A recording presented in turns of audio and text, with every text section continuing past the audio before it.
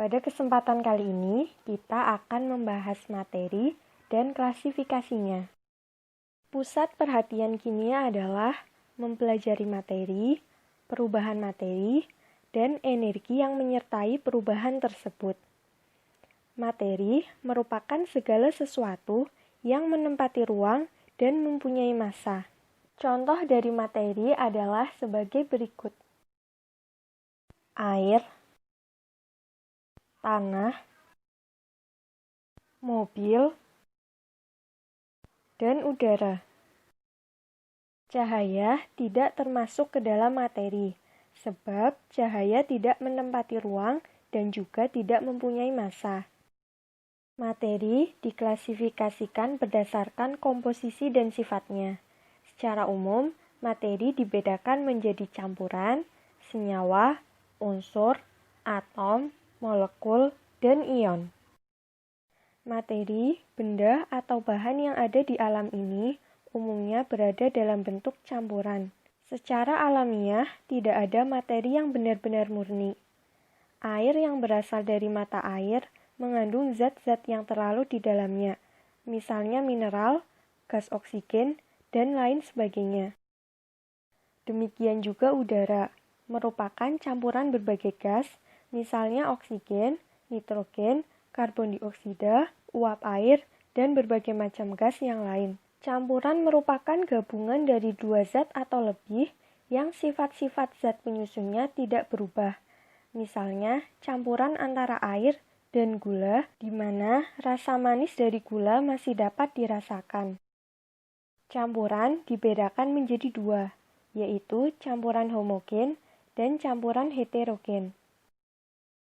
Campuran air dan gula merupakan campuran homogen. Pada campuran homogen, komposisi atau perbandingan masing-masing zat di setiap tempat dalam campuran tersebut selalu sama. Hal ini dapat dibuktikan dengan mencicipi bagian bawah dan atas campuran air dan gula.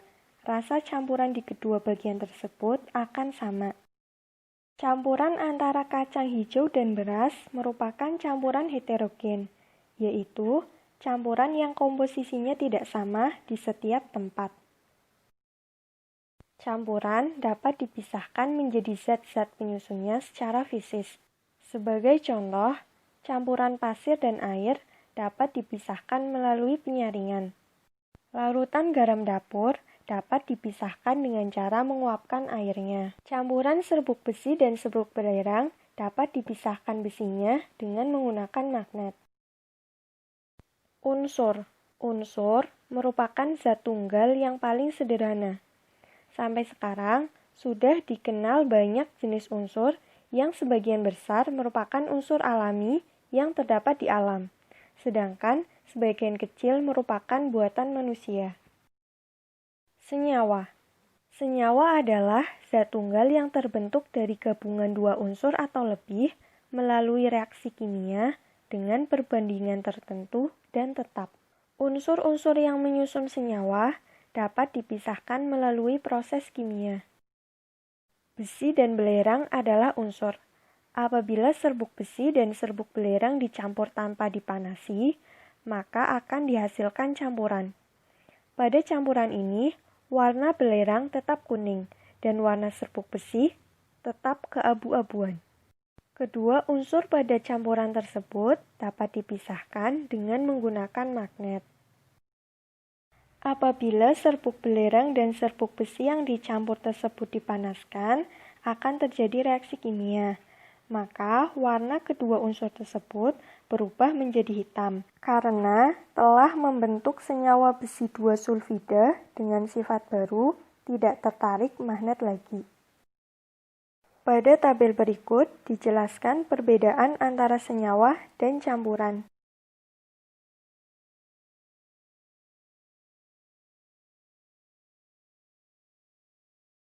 Atom merupakan bagian terkecil dari suatu unsur yang tidak dapat dibagi lagi, tetapi masih mempunyai sifat-sifat unsur tersebut.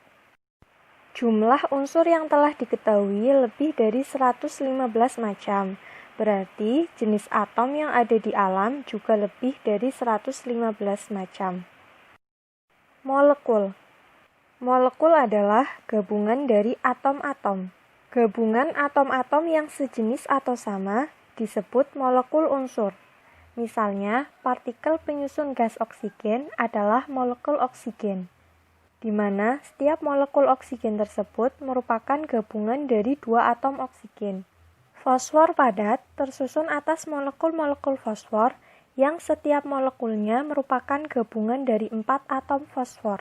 Belerang padat tersusun dari molekul-molekul belerang, di mana setiap molekul belerang merupakan gabungan dari 8 atom belerang. Atom-atom dalam molekul unsur tidak mengalami perubahan sifat, artinya sifat molekul unsur sama dengan sifat atom penyusunnya. Misalnya, sifat atom oksigen sama dengan sifat molekul oksigen.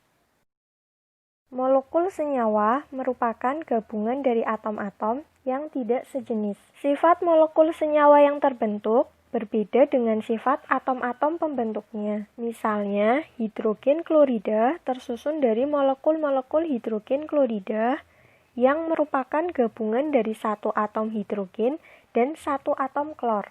Partikel-partikel penyusun air adalah molekul air, yang setiap molekulnya merupakan gabungan dari satu atom oksigen dan dua atom hidrogen. Ion. Ion adalah atom atau sekelompok atom yang bermuatan listrik. Beberapa senyawa tertentu tidak tersusun atas molekul, tetapi tersusun atas ion-ion dan disebut dengan senyawa ion. Garam dapur atau natrium klorida tersusun atas ion-ion natrium yang bermuatan positif dan ion-ion klorida yang bermuatan negatif. Setiap bagian garam Inggris tersusun dari satu bagian ion magnesium dan satu bagian ion sulfat, di mana setiap ion sulfat terdiri dari sebuah atom belerang dan 4 buah atom oksigen. Demikianlah pembahasan tentang materi dan klasifikasinya. Jangan lupa like, komen, dan subscribe ya. Terima kasih.